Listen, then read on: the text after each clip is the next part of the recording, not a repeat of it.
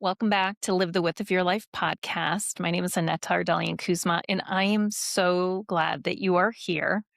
This is our first solo episode for the month of February, and we're going to talk about why self-love isn't selfish and why it's so hard for many high achievers. For most of my life, I believed that self-love and self-care was something that I had to earn.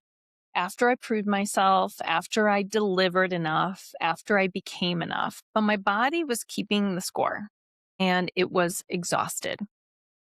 Today, I want to talk about why self love feels so difficult for so many high achievers like myself, and why that resistance isn't a character flaw, it's actually a nervous system response. So if you felt successful on the outside, but maybe something inside was telling you that something is a little bit off. If you can show up for everyone else with compassion and care, and yet you struggle to extend that same kindness to yourself, if the phrase self love makes you uncomfortable or feels indulgent or even selfish, I want you to hear this clearly. You are not broken. You've just been programmed and trained to believe that your worth comes from what you produce, that rest is something that you have to earn, and that caring for yourself comes after you care for everyone else, after everything else is handled. And for high achievers, especially, self love doesn't always feel familiar. It can actually feel like a betrayal of everything that we were taught to value. And for 25 years in corporate, I believed that if I worked hard enough, if I proved myself enough, if I delivered enough value, then I could rest. Then I could slow down. Then I could take care of myself finally. But that day never came because the goalpost kept moving and my nervous system kept the score throughout it all. And here's what I didn't understand back then is that self-love isn't selfish, it's survival. When we constantly override our body's signals, when we push past exhaustion or ignore our needs or dismiss our emotions, we aren't being strong. We're actually abandoning ourselves. And our nervous system registers that abandonment as a threat. And even when our minds keep saying, we're fine, I'm okay. So we live with this low level of stress always, go to bed with it, wake up with it, might feel always vigilant, always performing, always proving. And not because we're weak, but because we've learned that our value was conditional. And for a long time, I thought that the self care was the solution.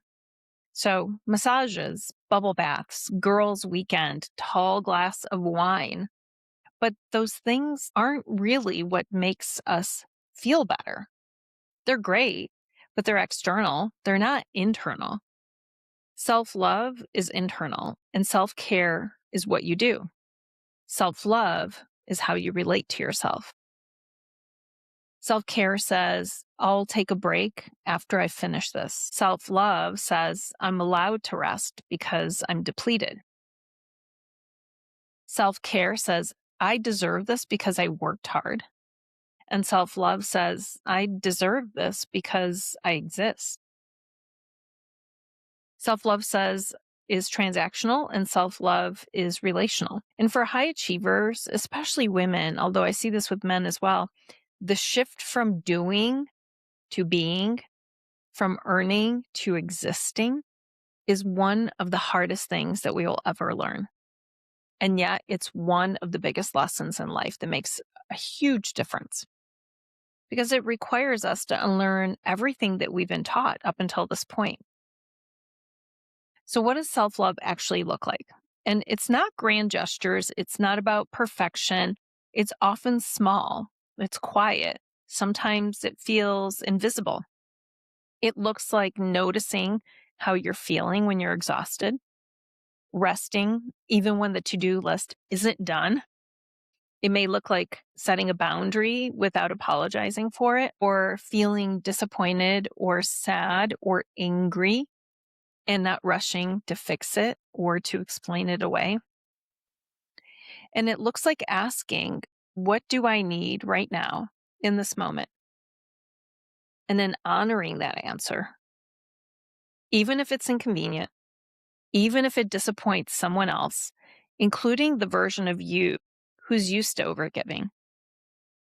Self-love is learning to witness yourself with the same compassion that you so easily give to everybody else. And here's what I've learned after years of doing this work. You cannot serve from an empty cup. We've heard that over and over again. It's actually really true. You can't do it sustainably, not truthfully, not authentically. Because when you abandon yourself to serve others, you're not being selfless. You're actually teaching the world and everyone around you that your needs don't matter. And eventually your body will intervene, maybe through burnout or illness, through collapse. Maybe it's through resentfulness for others who you're actually overserving. And then when you learn to tend to yourself, when you offer yourself the same care, when you take care of your nervous system and you provide safety, something shifts. You stop performing service and you start embodying it because you're no longer giving from a place of depletion.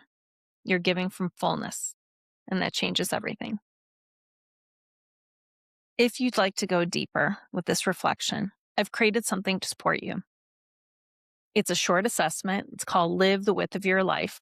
I do this assessment for myself every month, just checking in to create that self-awareness. It's a free tool, and it'll look at 10 different areas of your life, and you can identify where you're thriving and maybe areas that feel a little depleted or where you're abandoning yourself. And if you do it, I invite you to pay special attention to two areas.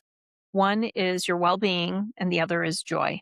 Two areas that we sometimes overlook or just think of as nice to have when we're really drowning in all other areas of our life. Those are two places that we often disconnect. You'll find the link in the description below. And if you're listening or watching this and you think, I don't know where to begin, but a lot of this resonates with me, start here. Reach out to me. I offer free clarity calls every month. No selling, no pressure, no pitch, just a space to be witnessed exactly as you are. I'll meet you where you are. And February is such a great month to begin. It really is an opportunity for us to learn to love ourselves again, not as an idea or as a concept, but actually to embody it in practice as a way of living. And I just want to thank you so much for joining me today. If the episode was helpful, please consider leaving a review, subscribe, share this episode with someone else that might need to hear it. I just want to let you know that I love you guys. And until next time, remember to live the width of your life.